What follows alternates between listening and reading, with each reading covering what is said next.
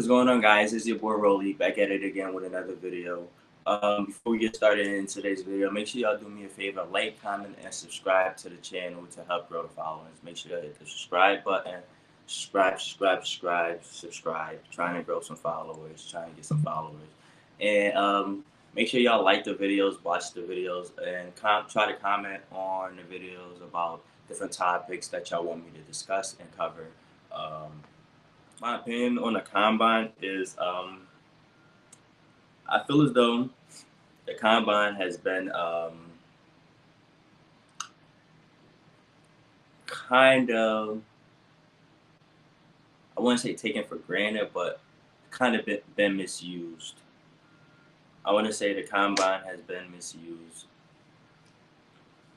Kind of have been misused because the combine, the way I look at the NFL scouting combine, it's a place to go to enhance what was already on tape.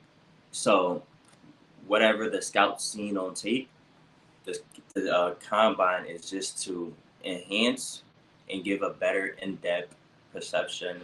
Not a better in-depth perception because game film and is the best thing to go with, but I just feel as though the combine kind of reiterates and reassures scouts, GMs about a certain player.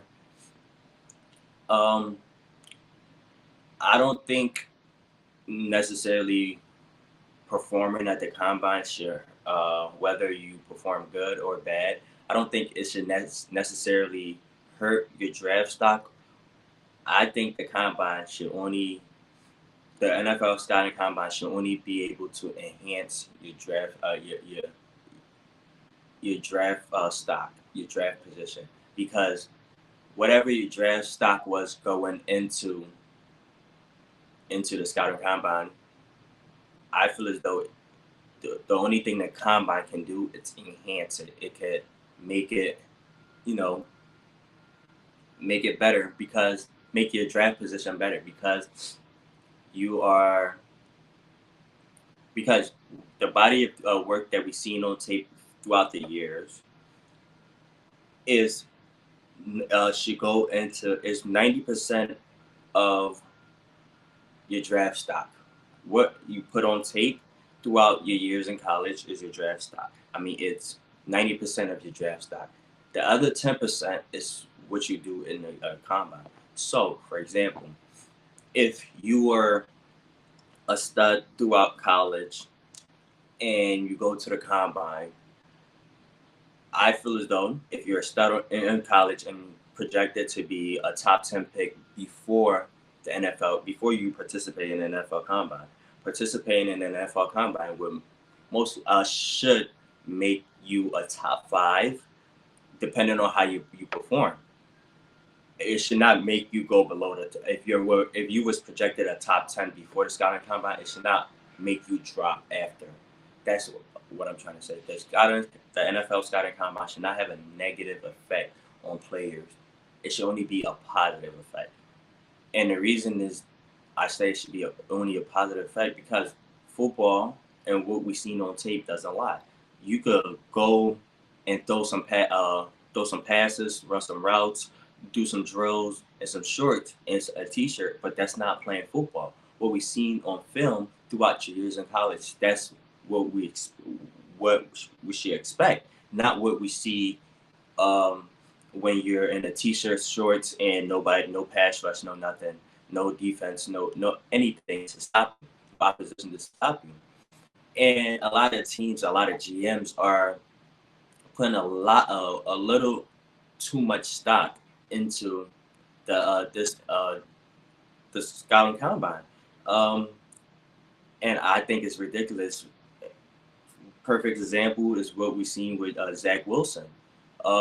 He was a BYU quarterback. I don't even think he was projected to go in the first round, or if he was, he should have. What's his name? Projected to go in the first round, but the NFL scouts. He went to the combine. He performed. He wowed them, and I'm not saying the combine did what I said it should do, but on the other hand, it enhanced his draft stock, but it did not. What he did in the combine and his body of work in college did not what's his name convince or show that he was worth a number 2 overall pick. But scouts weigh heavily what he did in the combine more than what he did on the field, and that is why we continue to have draft busts. So once GMs and NFL executive realize the NFL scouting combine should only go into 10% of a player's draft stock, it should only boost the draft stock a tiny percent. If a quarterback was projected a top 10 pick and he performed well at the scouting combine, his draft stock should go up. If a quarterback is a projected top 10 pick, he doesn't perform well at the combine, I don't think his draft stock should necessarily drop. I think it should just remain the same. Or, I mean, it could drop, but it shouldn't drop dramatically. And another thing that I want to talk about the scouting combine is how is it every year the players that we've seen dominate college football. For example, this year we had Bryce Young and C.J. Stroud. Both dominated college football respectively through the years in college. Both were the best quarterback every year in college that they participated, and I just don't understand how we see those two body of works, and where the NFL is projecting, or some outlets is projecting that Anthony Richardson will be the first overall pick or the first quarterback taken. And I just don't understand it. I don't see it. Yes, the potential and upside is there. But here's another perfect example of the draft, the combine, and GMs are misusing and analyzing the draft combine. Because Anthony Richardson, yes, he was a great player. Not even a great player in college. He was a good player in college. He I want to say he progressed throughout his years in college as a passer and as a runner. But we all seen who were the better quarterbacks in college football. Who were the projective, who were or who should be the first quarterbacks taken off the board. And yes, Anthony Richardson has all intangible, not the attributes that you want in a quarterback. I mean, that you want from a quarterback in this day and age. But I'm not going to put too much stock into what somebody does in shorts and a t-shirt compared to what another person did in pads throughout the year. Throughout the year, in pads, both C.J. Stroud and Bryce Young both played better throughout the years in college. Both had better stats throughout the years in college. Both were the better passer. Yes, I'm not saying that Anthony Richardson won't develop into being a great passer or being a great quarterback.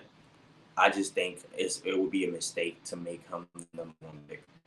He was not the best quarterback in college football. And if you are going to draft a quarterback, if you're going to draft the best quarterback, you should draft the best quarterback that was in college football and stop going off of all this potential. He got so much potential. He got so much. No,